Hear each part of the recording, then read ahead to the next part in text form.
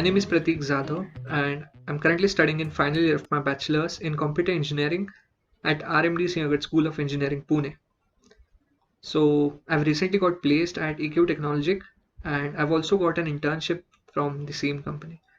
So in this video, I'll be sharing my week one experience being a software engineer intern, and I'll be also talking about the entire process and how I prepared for the same, what kind of rounds were conducted in interview, and how to prepare, and basically everything in detail. So let's get started. And before moving ahead, I would also like to say this is my first video basically.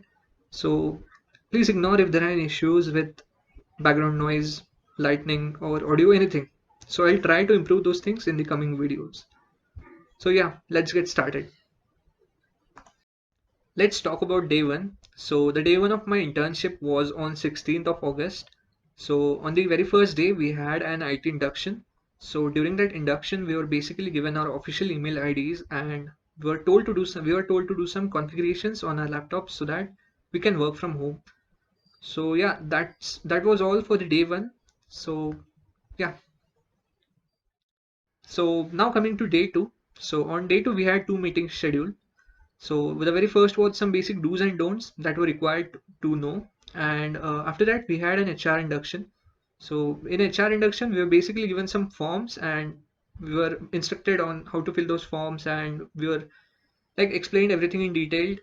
We were also introduced to the list of holidays we have and everything.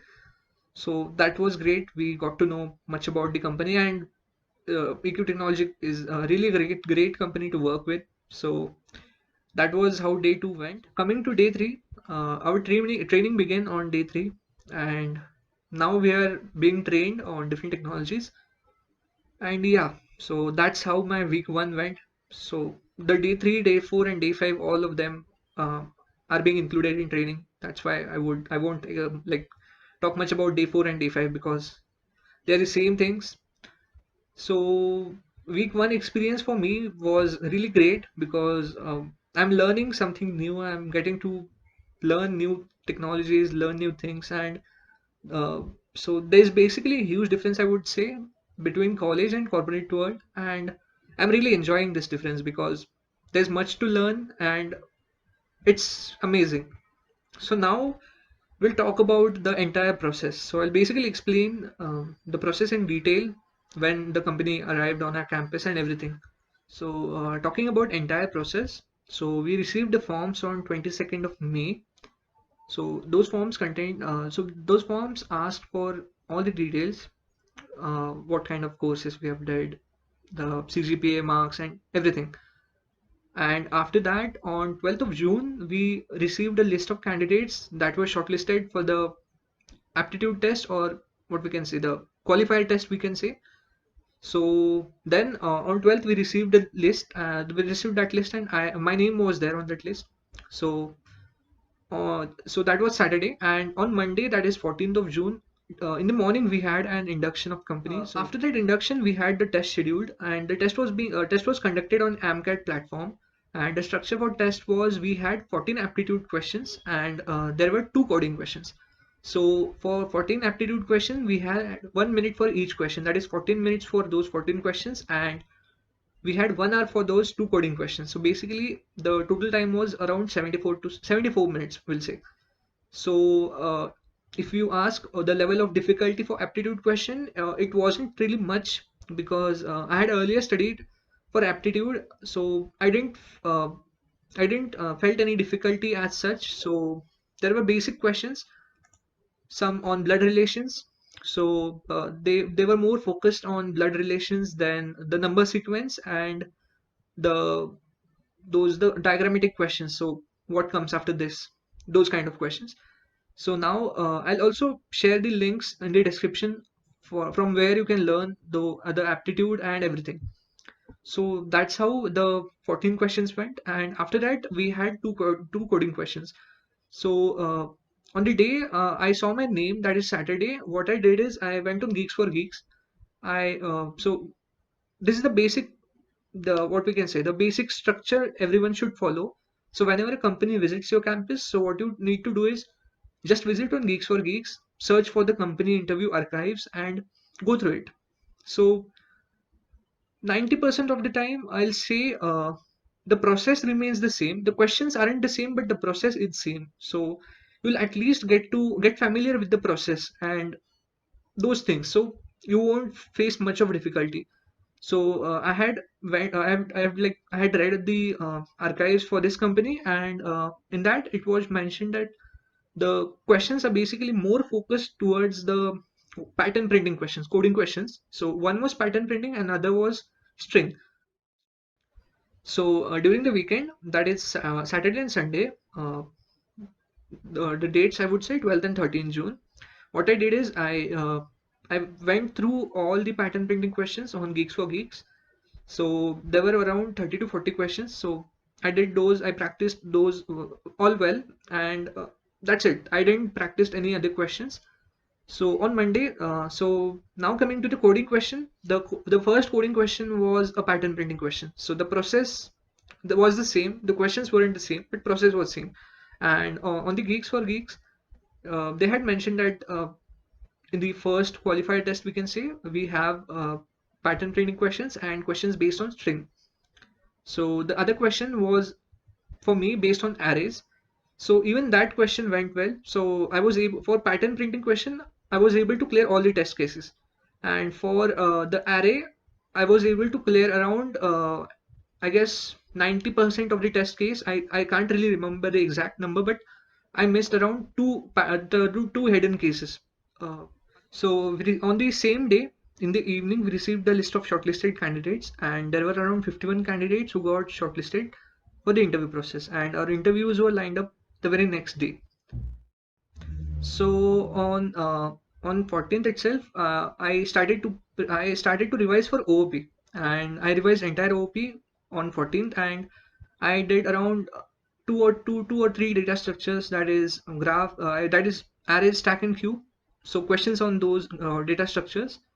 So on 15th, that is my interview day, I woke up at around 4:30 in the morning, and at 5 I started to revise OOP. So from 5 to 6 I revised the entire OOP, and from 6 to around 8:30 I revised the data structures. So at around 8:30, some of us got the email invites for interview, but I didn't receive any. So I posted in the group, and the TPO of our institute, so he told us to wait, so we'll receive the invite. So after posting the message, so as the TPO told us to wait, then I started to prepare for DBMS. So to prepare for DBMS, I had prepared some notes. So I started to revise from those notes, and then I revised the DBMS around at around like I completed the revision for DBMS at around 11:30 a.m. So at around 12, I received an email invite that's for my first technical round interview, and it was scheduled at 2:30 p.m. on 15th itself. So it was scheduled for around 1 hour, 2:30 to 3:30. So after finishing DBMS, I had my lunch, and then I started to revise SQL. So to revise SQL, what I did is I went on the what we can W3 School's website. I'll share the link in the description, and I revised all the important queries and the basic queries that are being asked during interviews. So that was how I prepared, and then at 2:30 I had my first round. So at 2:30 I joined the meeting. So one thing I would like to share, there are some candidates, what they do is they don't turn on the cameras. So before joining any interview, you should turn on your cameras. Just a basic tip. I know all of you might be knowing it, but still I would like to add this. So I joined the meeting. So the very first question was the very basic one: introduce yourself. So I introduced myself. Then he asked me to share my resume, and I did that. So after that, he asked me about my projects and stuff, and then he told me that he'll be giving me 5 coding questions. So for coding questions, what he did is he shared a link. So it's basically a live coding environment. So he was able to see what I was typing and what I was coding for. So he also helped me at some instances because he like I gave a correct logic, but at some instance the code was not optimized. So he was giving me hints to optimize the code. So the point here I would like to say is at first, whenever you get a coding question, don't go for optimized solution. So whatever comes to your mind, like you should code that first. So at least the interviewer would get to know that you are trying or you know the logic, and then you can after that you can try to optimize your code. So then so that after 5 coding questions, what I had, so I had the questions on OP. So there were around 5 to 6 OOP questions, and after that we went for data structures. Then again in data structures, he gave me some coding questions, we can say, but logical coding questions. I didn't have to code it, but I had to explain him how I would do those questions. So I had around 2 or 3 questions of that type, and after that we went to DBMS. So he asked me the fundamental questions, and he asked me some things around triggers. Then I also have a habit of answering each question with an example, and that example should be a real life example so that you can relate and you can explain him better, and he'll also get to know your understanding regarding that concept. So that it was over, the so DBMS was over, and after that I had around one question regarding OS, just one question, and then again he gave me around 2 coding questions. So I was able to solve all of them. So my interviews were scheduled from 2:30 to 3:30, but they got extended till 4 p.m. So after all the questions, the interviewer asked me that do I have a question for him? So I asked because since my first year I have been doing a lot of community work. So I asked him like, is it good to put those things in your resume? So the answer he gave was really a great answer. So he told me you should put all those things that you are proud of in your resume. So that point everyone should note, because that is a good thing, because whatever you're proud of, do put it in your resume. So after that, round one was over. So after the first round, I was confident enough that I have cleared the first round. So I told my parents that I have cleared the first round and I would be going to the round two. Then, as I was talking with them, I received a call for my second round, and then it was scheduled at 4:30, and I got the call at around 4:20 p.m. So the interviewer, she asked me if it was possible for me to join at 4:30. I said okay, and then I joined the call. So again, it was the basic question: introduce yourself. Then what kind of projects I did, I told them. So I had earlier taken an initiative for as COVID-free Pune, wherein I tried to help people around Pune who are suffering from COVID with verified information regarding the hospital beds and everything. So she asked me whether this project was for an NGO or was it my own initiative. So it was my own initiative. So then she gave me a question, and while giving that question, she asked me to propose multiple solutions. That is not just one, but all the possible solutions that I can think of. So I gave the first solution, then she asked me for next. I gave the second, uh, and then again she asked me if I can think for third solution. So for the third solution, I was unable to complete it, but I was able to partially solve. able to partially propose the solution. So she said okay, and then she gave me queries. So the very first query was basic one. Then she started to build upon it. So it went to nested queries. So I was able to like give the correct answer for all of them. Then she asked me around a question about OP, and it was a basic question, but the syntax got me a bit confused. But I was able to solve that correctly again.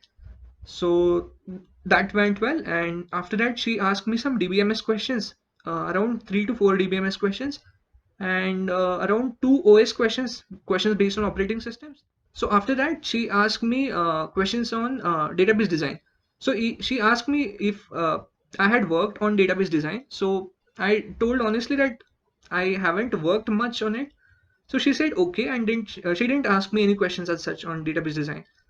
So after that she asked me if I know Java. So I honestly told that I don't know Java, but I can learn it. if I get a chance. So she said okay. Then she asked me if I have a question for her. So I asked that EQ Technologic being a product-based company and more emphasized on Java. So if a candidate like me who does not know much about Java, and so what exactly and how exactly he should proceed. So she said, if you are selected, we have training modules, so we'll train you on all those things that are required for company, and you don't need to worry about that. So I said okay, and okay, so that was round two. So after round two, I was expecting a call for round three, but on that day I didn't receive any call. So I was a bit upset that I was a bit upset. I felt like I missed the opportunity. So that day I didn't got any call or any email. So I waited, but I didn't call. But I didn't got a call. So on the next day, that is 16th of June. So I was just having my regular schedule, that is attending lectures. So I received a call from the CISO of the company, and he said that I have cleared the round two as well, and I have the round three scheduled at again 2:30 p.m. on 16th. So I said okay, and I started preparing for the round three. So round one was technical round, round two was again a technical round, and round three was again a technical plus HR round. So I practiced around 5 to 6 coding questions, the complex ones, and after that I joined the meeting at 2:30. So at first he asked me to introduce myself, and it was a great question, I would say. The question was such that introduce yourself, but while introducing yourself, you cannot use profession, education, family, and friends. So you can talk about things other than these, like you can talk all those things other than family, friends, education, and profession. So you should really prepare for such questions because it is important. So I was able to answer it as well. Then he gave me a coding question and he told me that you have 45 minutes for this question, and you need to give me a solution within this 45 minutes. And while solving the question, he said you cannot Google anything. You have to give your own solution. You cannot use any IDE apart from Notepad, and you should not compile your code if it for to see if it's running. So I said okay, and then he dropped off the call, and he also said that if after you mail me the question, after you mail me the solution, if I have any question, I would connect with you again, and we'll see how it goes. I said okay. Then after he dropped off, like the first 5 minutes went in thinking. So I was unable to think a solution because the question was a bit hard one, I would say. But after 5 minutes, I realized it was a pretty simple question. But all it needed was just a simple logic. So I started coding for it, and for me, I had proposed a big solution. So it needed much of coding and much of typing. So I was able to solve at around I was able to solve it around in 43 minutes, I would say, and at 44th minute I was able to mail him the code. So that was done, and then I was waiting for the call. So he told me that if he has any questions, he would be calling me before 5 p.m. But till 5 p.m. I didn't receive any call. So I was thinking I lost the opportunity. But so luckily what happened is on the same day at around 8:30 p.m. Our TPOs shared a list of selected candidates in the group, and I was selected. So that felt really great, I would say. And yeah, this was the entire process. So, and it was great and it feels really great. So all of you who have been placed can relate to my feeling, and all of you who haven't been placed yet, don't worry, you will get placed. Just stay focused, keep studying, and if you need any help, you can reach out to me. I'll link all my social accounts in the description. And moreover, in the coming videos, what I'll be doing is I'll be so all those companies that are confirmed for at least for Sinhgad institutes, I'll be interacting with candidates who have got placed in 2021. So I'll be making videos on how to prepare for those interviews and what to prepare exactly. So yeah, this was my entire process. So I would link all those study materials, I would say, in the description. Do let me know in comments if this video was useful for you. If this video, I won't say useful, but if this video was good. So in the coming videos, I would make videos that were really useful for you people. And also, even if you are not from Sinhgad, in the comment section, just drop your college name and the company name.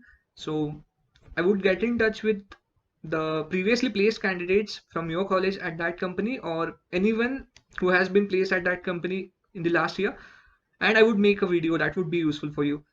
So again, thank you for watching, and I would say do subscribe to the channel, because I would be coming up with this kind of videos on weekends mostly.